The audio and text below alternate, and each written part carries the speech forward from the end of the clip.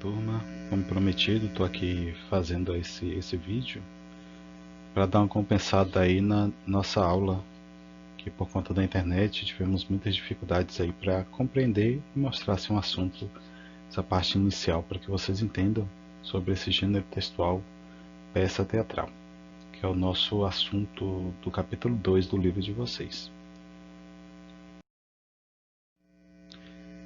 Quando a gente fala sobre esse gênero, peça teatral, esse gênero ele vem ali do texto dramático, necessariamente ele está envolvido ali nos textos dramáticos que envolvem a comédia, tendo como produção artística literária que reúne textos, espetáculos e organiza a estrutura de humor numa apresentação.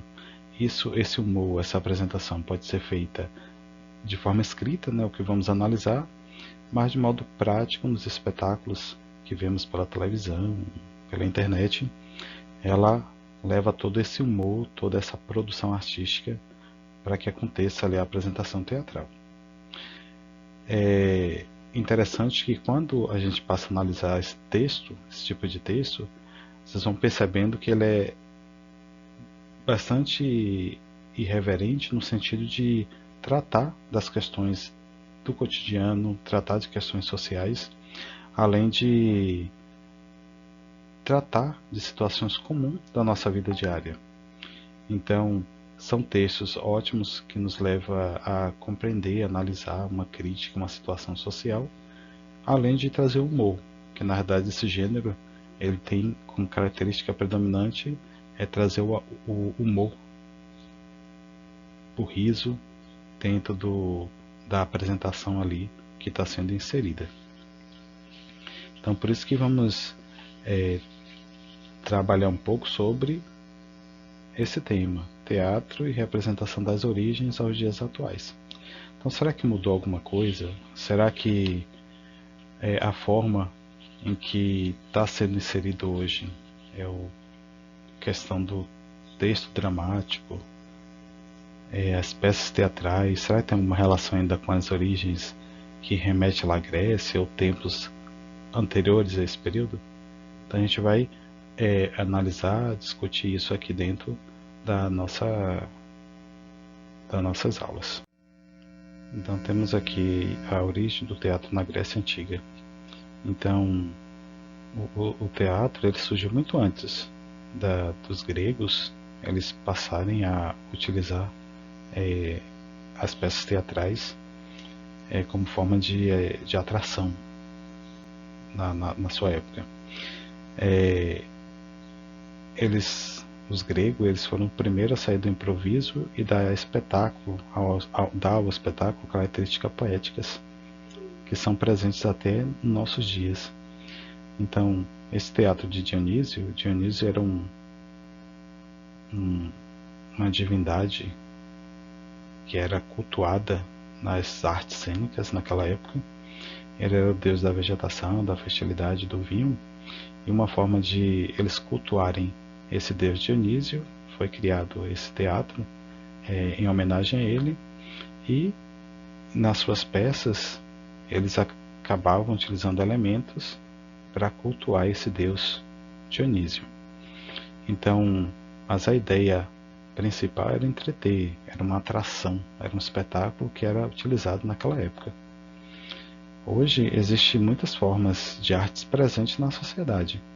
Então podemos observar que os museus, casas de show, salões institucionais, onde geralmente podemos encontrar diversos tipos de manifestações artísticas.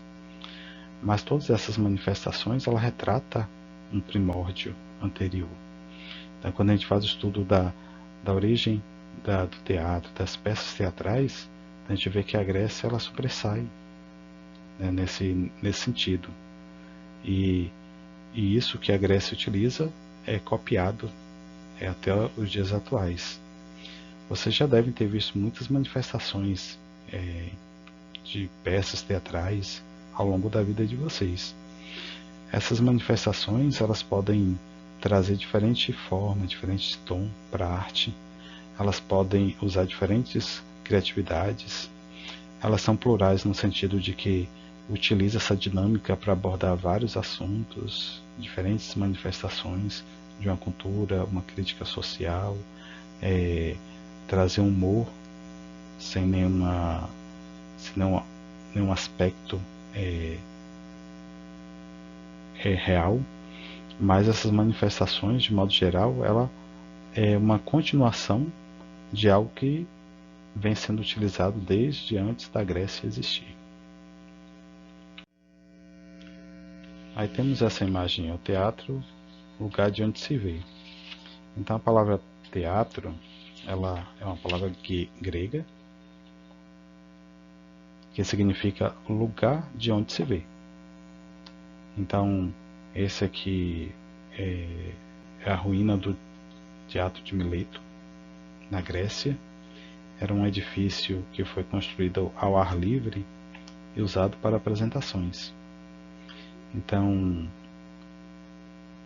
analise um pouco essa estrutura, como é que ela era construída, a forma. Perceberam? Então, será que faz jus a esse significado, lugar de onde se vê? A arquitetura naquela época favorecia a boa visão das cenas e também uma melhor acústica para os espetáculos. O tamanho da construção também chama atenção para a sua capacidade, permitindo que muitas pessoas, cerca de 10.000 pessoas, ela pudesse assistir às dramatizações. Agora, o fato de reunir tantas pessoas, ela poderia contribuir para uma interação social importante naquela época. Por quê? Porque era um privilégio de alguns grupos participarem de alguns eventos na Grécia. Então, estarem ali vendo o espetáculo nesse local dava a sensação de pertencimento a um grupo, motivada pela capacidade do teatro de reunir pessoas em torno de uma mostra que muitas vezes versava sobre o cotidiano grego ou elementos de sua cultura. Então, era algo muito importante essas apresentações, tá? Nessas apresentações. Então, quando a gente passa a analisar essa estrutura, então a gente consegue também perceber por que as estruturas de alguns teatros seguem esse mesmo padrão.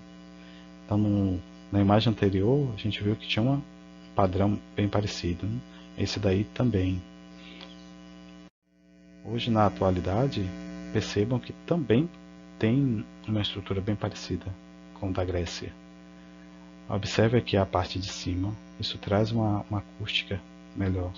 E hoje, com as tecnologias, os prédios, os salões, eles são montados de forma que todos escutem bem, compreendam bem as apresentações nas peças teatrais. E na contemporaneidade, o teatro está sendo mostrado de diferentes formas, diferentes modos. Então a criatividade é utilizada de várias formas nas apresentações na rua ou no espaço aberto ou fechado. Então o teatro traz essa possibilidade, né, de se usar a criatividade. Então esse é um exemplo aí do teatro na contemporaneidade. Então, nas nossas próximas aulas, vamos analisar mais um pouco sobre o assunto e poder discutir um pouco mais sobre isso. Tem uma atividade aí para casa que vocês podem já começarem a fazer, mas na próxima aula a gente vai falar um pouco mais sobre elas. Até nossa próxima aula.